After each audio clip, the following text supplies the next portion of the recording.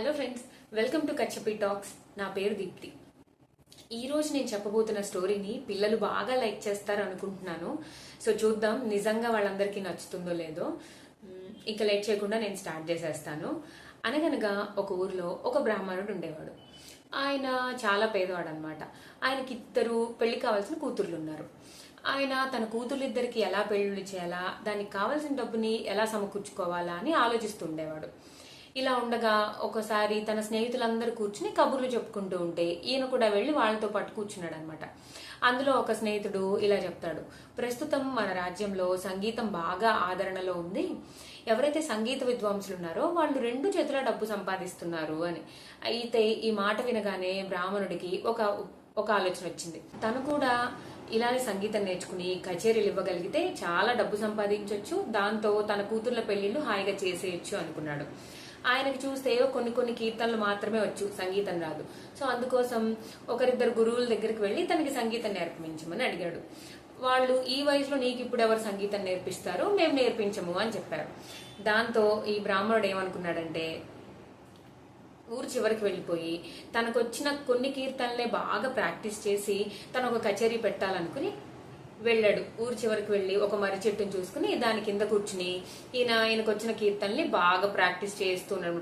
పెద్దగా పాడుతూ ఉండేవాడు. అయితే ఈయన ఎంత బాగా పాడేవాడంటే ఈయన పాటలకి ఈయన గొంతుకి గాడిదలు కూడా పరిగెత్తుకుంటూ వచ్చేవన్నమాట. అంటే ఈయన గొంతు అంత కర్ణ కఠోరంగా ఉండేది. అయితే ఈయన పాటలు పాడడం మొదలు పెట్టగానే ఆ మర్రి చెట్టు మీద ఎప్పటి నుంచో ఒక దెయ్యం నివాసం ఉంటూ ఉండేది. ఆ దెయ్యం దెబ్బకి హడలిపోయి వెంటనే ఈ బ్రాహ్మణుడి దగ్గరకు వచ్చి, నువ్వు పాటలు పాడుకుంటే పాడుకో, కానీ ఈ మర్రి చెట్టు దగ్గర కాకుండా నువ్వు ఇంకొక వేరే ప్లేస్ చూసుకొని అక్కడికి వెళ్ళిపోయి పాటలు పాడుకో, నేను నీ గొంతు భరించలేకపోతున్నాను అని ఆ దెయ్యం చెప్తుంది. దాంతో ఈయన, నేను పాటలు ప్రాక్టీస్ చేసుకోవడానికి ఈ చెట్టునే ఎంచుకున్నాను, నేను ఇక్కడ మాత్రమే కూర్చుని పాటలు పాడతాను, నువ్వే వేరే చెట్టు చూసుకొని వెళ్ళిపో అని ఈ బ్రాహ్మణుడు అంటాడు. ఇంక ఈ బ్రాహ్మణుడు వినేలా లేడని చెప్పి ఈ దెయ్యం ఒక ఉపాయం ఆలోచించి బ్రాహ్మణుడితో ఇలా చెప్తుంది, నా దగ్గర ఒక ఉపాయం ఉంది, నేను చెప్పినట్టు నువ్వు చేసావంటే నీకు ఇలా చెట్టు కింద కూర్చుని పాటలు ప్రాక్టీస్ చేయాల్సిన అవసరమే నీకుండదు అని చెప్తుంది. అయితే ఆయన ఏంటో చెప్పు అని అంటాడు. అప్పుడు దెయ్యం ఇలా చెప్పుకొస్తుంది, మన రాజుగారికి ఒక కూతురుంది, నేను వెళ్ళి ఆ యువరాణిని ఆవహిస్తాను. ఆయన ఎంతో మంది వైద్యులకి, భూత వైద్యుల్ని ఎవరిని పిలిపించి చూపించినా నన్ను బయటకు తీసుకురావడం ఎవరి వల్ల కాదు. అయితే ఆ సమయంలో నువ్వు రాజుగారి దగ్గరకు వచ్చి ఈ దెయ్యాన్ని వదిలించడం నా వల్లే అవుతుంది అని చెప్పి నువ్వు ఇలానే ఒక పాట పాడు. నువ్వు పాట మొదలు పెట్టగానే నేను యువరాణిని వదిలేసి పారిపోతాను. అప్పుడు రాజుగారు నిన్ను మెచ్చుకుని నీకు ఎంతో కొంత ధనం ఇస్తారు, నువ్వు దాంతో హాయిగా ఉండొచ్చు. ఇక నీ పాటలు వినే బాధ నాకు ఉండదు, పాటలు పాడే పని నీకు ఉండదు అని చెప్పి దెయ్యం చెప్పేసరికి ఈ బ్రాహ్మణుడికి ఈ ఐడియా చాలా బాగా నచ్చుతుంది. ఆయన సరే అంటాడు.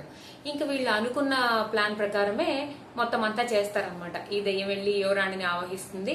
ఇంకైతే ఎంత మందికి చూపించినా ఆ దెయ్యాన్ని వదిలించడం ఎవరి వల్ల కాదు. ఆ టైంలో ఈయన వెళ్ళి నేను వదిలిస్తానని చెప్పి ఈయన ఒక పాట పాడతాడు. పాడగానే దెయ్యం యువరాణిని వదిలేసి పారిపోతుంది. దానికి ఎంతో సంతోషపడిన రాజు ఈ బ్రాహ్మణుడికి చాలా డబ్బు ఇస్తారనమాట. చాలా డబ్బు, కొన్ని కానుకలు అన్ని ఇచ్చేసరికి ఈయన చాలా సంతోషపడి ఇంకా వచ్చి ఆ డబ్బుతో తన కూతుర్ల పెళ్లి అంతా సుఖంగా చేసుకుని ఆయన కూడా కొంత డబ్బుని దాచుకుని చాలా హాయిగా కాలం గడుపుతాడు. ఎలా ఉందండి? పిల్లలందరికీ గ్యారంటీగా నచ్చుతుంది కదా ఈ స్టోరీ. సో ఈ స్టోరీ మీ అందరికీ కనుక నచ్చితే ఖచ్చితంగా ఛానల్ని సబ్స్క్రైబ్ చేసుకోండి.